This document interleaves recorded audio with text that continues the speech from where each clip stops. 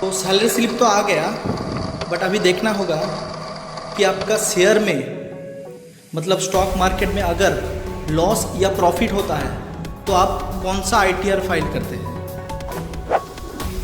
तो कौन सा आईटीआर फाइल होगा? आईटीआर 1 होगा, आईटीआर 2 होगा, 3 होगा या 4 होगा या 5 होगा? चलो जान लेते हैं कुछ ही मिनट में।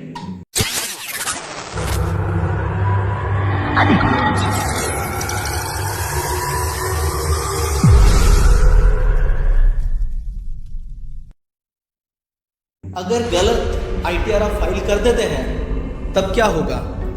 हो सकता है डिपार्टमेंट के साथ आपका एक नोटिस का इशू हो या पेनल्टी भी चार्ज कर सकता है, और आप लॉस का कैरी तभी कर पाएंगे जब आप आईटीआर का ड्यू डेट के पहले आप आईटीआर फाइल कर देते हैं। तो चलो जान लेते हैं कौन सा आईटीआर आपको फाइल करना है। आपका सैलरी इनकम है, तो अगर आपका सैलरी इनकम है प्लस हाउस प्रॉपर्टी का कुछ इनकम है या तो थोड़ी इंटरेस्ट का इनकम है, तो आप आईटीआर 1 फाइल कर सकते हैं। बट अगर आपका कैपिटल गेन है तब आईटीआर 1 को भूल जाओ। अब हमारा लिस्ट में आता है आईटीआर 5। आईटीआर 5 में कौन कौन फाइल कर सकता है? एक है आपका एओपी और आपका कंपनी और फर्म और बाद बाकी जो सब कंपनीज वगैरह है ये सब फाइल कर सकते हैं। बट आप अगर इंडिविजुअल है तो इधर आप फाइल नहीं कर सकते, तो इसको भी लिस्ट से हटा दो।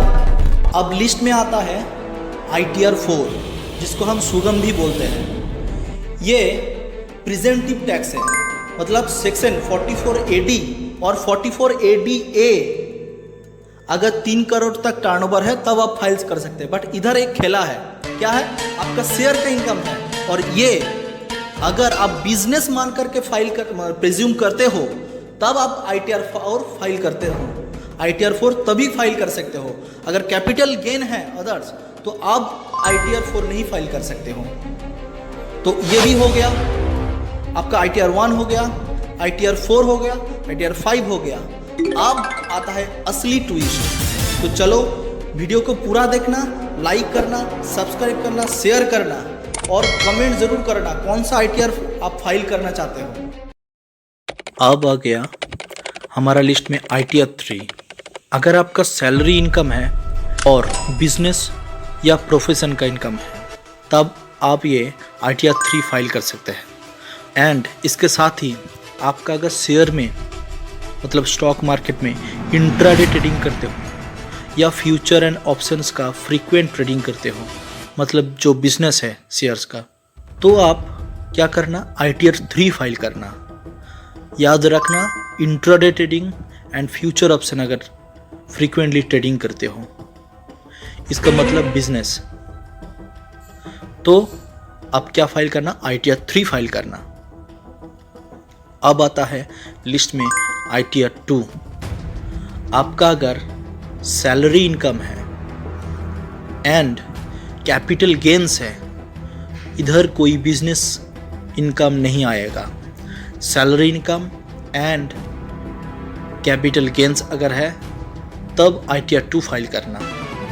इसके साथ ही आप अगर शेयर में या स्टॉक मार्केट में डिलीवरी बेस्ड शेयर्स खरीदते हो या बेचते हो, जिसमें आपका शॉर्ट टर्म कैपिटल गेन या तो लॉन्ग टर्म कैपिटल गेन आता है, तब आप क्या करना?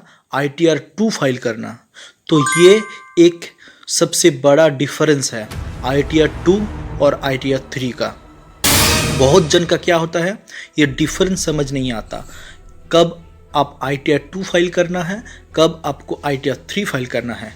तो आपको आईटीआर 2 समझ में आ गया जब आपका शेयर्स का डिलीवरी बेस्ड होता है, मतलब आपका लॉन्ग टर्म होता है या तो शॉर्ट टर्म होता है, बट इंट्राडे नहीं आएगा, तब आपको फाइल करना है आईटीआर 2। देखो, इसको समझाने के लिए मैं 3 एग्जाम्पल आपको देता हूँ, इसमें आपका क्या होगा, पूरा डाउट क्लियर हो जाएगा। एज्यूम करो मोहित नाम का एक लड़का जिसका सिर्फ सैलरी प्लस कुछ म्यूचुअल फंड रिडेम्पशन का मतलब लॉन्ग टर्म कैपिटल गेन का है, इनकम है, तब वो क्या फाइल करेगा? तब वो फाइल करेगा ITR 2।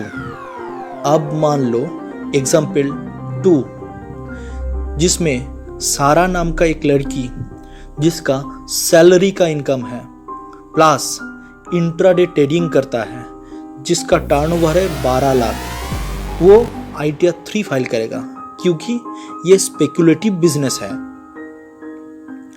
अब आते हैं एग्जाम्पल 3, रवि नाम का एक लड़का जिसका सैलरी का plus occasional delivery based shares का इनकम आता है, यार जिसका 40 लाख का लॉस होता है, फिर भी ITR 2 फाइल करेगा। और ये फाइल करेगा 2025 का 15 सितंबर का पहले, क्योंकि लास्ट डेट एक्सटेंशन करके 15 सितंबर कर दिया था। तब तक अगर फाइल करेगा तब लॉस कैरी फॉरवर्ड होगा। कंक्लूजन क्या है?